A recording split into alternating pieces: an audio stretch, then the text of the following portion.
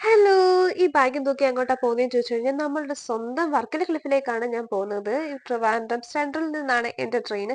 ആ പോകുന്ന ട്രെയിൻ അല്ല കേട്ടോ. തൊട്ടിപ്പുറത്ത് കിടക്കുന്ന ഈ ട്രെയിനാണ് എന്റെ ട്രെയിൻ. ബാ നമുക്ക് പോയിട്ട് വരാം. ഇതിനകത്തിരിക്കുന്ന കുഞ്ഞിപ്പുഴുവാണ് ഞാൻ. ദേ ഞാനിരിക്കുന്നത് കണ്ടില്ലേ?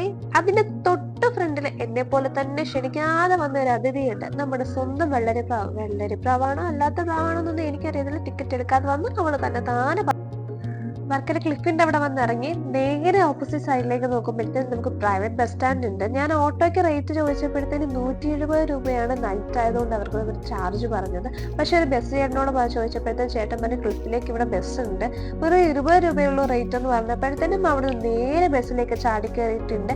അവിടുന്ന് നേരെ ഒരു അമ്പലത്തിന്റെ അവിടെയാണ് നമ്മളെ കൊണ്ട് ഇറക്കുന്നത്. അവിടുന്ന് ഒരു 15 മിനിറ്റ് അല്ലെ 10 മിനിറ്റ് മാത്രമേ നടക്കാനുള്ളൂ.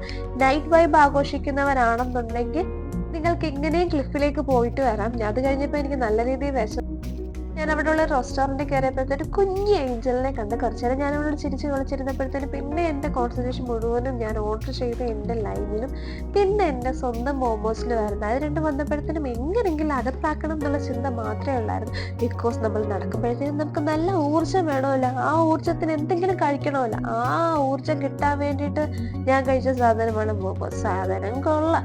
അത് കഴിഞ്ഞിട്ട് നേരെ നമ്മൾ വീണ്ടും നടത്താൻ തുടങ്ങി. മെയിൻ റോഡിൽ കൂടെ കുറച്ചും കൂടെ ഫ്രണ്ടിലോട്ട് പോകുമ്പോഴത്തേന് കുഞ്ഞൊരു ഇടവഴിയുണ്ട്. ആ ഇടവഴി കൽക്കെട്ടുള്ള ഇടവഴിയാണ്. അതുവഴിയാണ് നമുക്ക് വർക്കല ക്ലിഫിലേക്ക് പോകേണ്ടത്. ആക്ച്വലി എൻ്റെ ബാഗിന് നല്ല കനമായതുകൊണ്ട് എനിക്ക് മുന്നോട്ട് ഒട്ടും നടക്കാൻ ഭയങ്കര പാടായിരുന്നു. പക്ഷെ എങ്ങനെയൊക്കെയോ ഞാൻ കയറിയിട്ടുണ്ട്. ആ ഇടവഴി ചെന്ന് കയറുമ്പോഴും എൻ്റെ ആകെ ഉള്ളൊരു എയിം എന്ന് പറയുന്നത് എങ്ങനെ നൈറ്റ് വൈബ് ആഘോഷിക്കുക എന്നുള്ളതാണ്. എങ്ങനെയൊക്കെയോ ഞാൻ എൻ്റെ ഫ്രണ്ടിൽ എത്തിയിട്ടുണ്ട്. അപ്പോഴൊരു കപ്പലണ്ടി ചണ്ടയിൽ ഒരു കപ്പലണ്ടിയൊക്കെ വാങ്ങിയിട്ട് വീണ്ടും ഊർജ്ജം വേണമല്ലോ. വീണ്ടും നടന്ന് വർക്കല ക്ലിഫിന്റെ ഫ്രണ്ടിൽ ഏകദേശം നമ്മൾ എത്തിയിട്ടുണ്ട്. ഇതാണ് വർക്കല ക്ലിഫിന്റെ ഏറ്റവും മെയിൻ സെൻട്രൽ. ഇവിടുന്ന് കഴിഞ്ഞിട്ട് കുറച്ച് ഫ്രണ്ടിലോട്ട് പോകുമ്പോഴത്തേന് നമുക്ക് പോലെ ആക്സസറീസും ജ്വല്ലറീസും എല്ലാം നമുക്ക് ഷോപ്പ് ചെയ്യാൻ പറ്റും. അതുപോലെ തന്നെ നൈറ്റിലെ വ്യൂ എന്ന് പറയുന്നത് അടിപൊളിയാണ്. ആക്ച്വലി ഇതൊരു മിനി ഗോവ എന്നല്ലേ നമ്മൾ അറിയപ്പെടുന്നത്.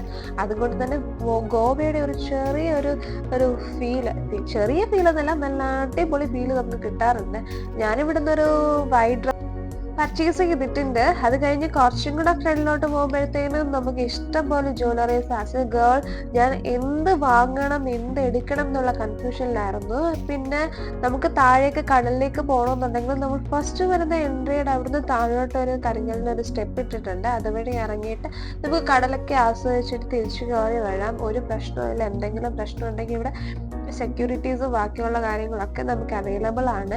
പിന്നെന്ന് പറയുമ്പോഴത്തേന് ഫുഡ്, ഇവിടുത്തെ ഫുഡ് എന്ന് പറയുന്നത് ഓസം ഫുഡാണ്. ഞാൻ മിക്ക സമയങ്ങളിലും ഇവിടെ ഫുഡ് കഴിക്കാൻ വരുന്നത് നമ്മുടെ പാൻ കേക്ക് കഴിക്കാൻ വേണ്ടിയിട്ടാണ് ഞാൻ വരുന്നത്. ഇവിടെ ഉള്ള എനിക്ക് തോന്നുന്നു പാൻ കേക്ക് കിട്ടുന്ന സ്ഥലം.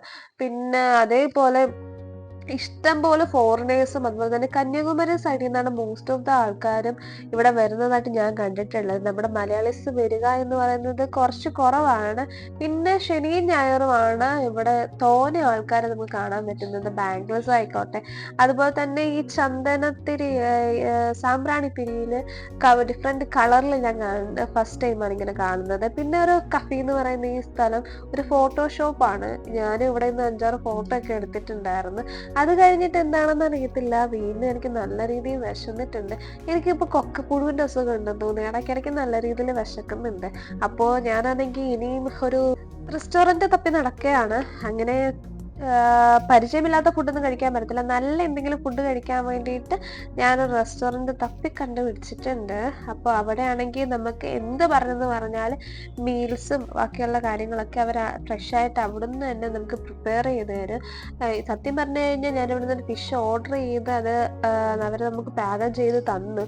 അത് ഏത് ഫിഷാണെന്ന് എനിക്ക് ഓർമ്മ വരുന്നില്ല. അത് കഴിഞ്ഞ് ഞാൻ എനിക്ക് നല്ല പനി ആയതുകൊണ്ട് 2 സൂപ്പൊക്കെ ഓർഡർ ചെയ്തിട്ടുണ്ട്. ആ സൂപ്പൊക്കെ ഞാൻ കുടിച്ച് തീർക്കണമല്ലോ. സൂപ്പ് കുടിക്കുമ്പോഴത്തേനും നമുക്ക് എനർജി വരും, നമ്മുടെ പനിയൊക്കെ പോകും. ഇതാണ് നമ്മൾ ഓർഡർ ചെയ്ത സാധനം. ഇതാണ് നമ്മൾ പറഞ്ഞ ഫിഷ്. ഇതിന്റെ പേര് എനിക്ക് ഓർമ്മയില്ല. ഓർമ്മ കിട്ടും, ഞാൻ കമന്റ് ബോക്സിലോ ഡിസ്ക്രിപ്ഷനിലോ ഇട്ടേക്കാം. അപ്പോൾ ഇത്രയേ ഉള്ളൂ ഇന്നത്തെ വീഡിയോ. അപ്പോൾ ബഡ്ജറ്റ് ഫ്രണ്ട്ലി ആയിട്ട് നമുക്ക് ആർക്കെങ്കിലും ട്രാവൽ ചെയ്യണമെന്നുണ്ടെങ്കിൽ നേരെ നമ്മൾ ട്രെയിൻ കയറിയിട്ട് ഒരു ബസ് പിടിച്ച് വർക്കല ക്ലിഫിലേക്ക് വന്നു. അപ്പോൾ ഈ അടുത്തൊരു വീഡിയോയുമായി കാണുന്നത് വരെ bye bye, stay tune. This is me, by.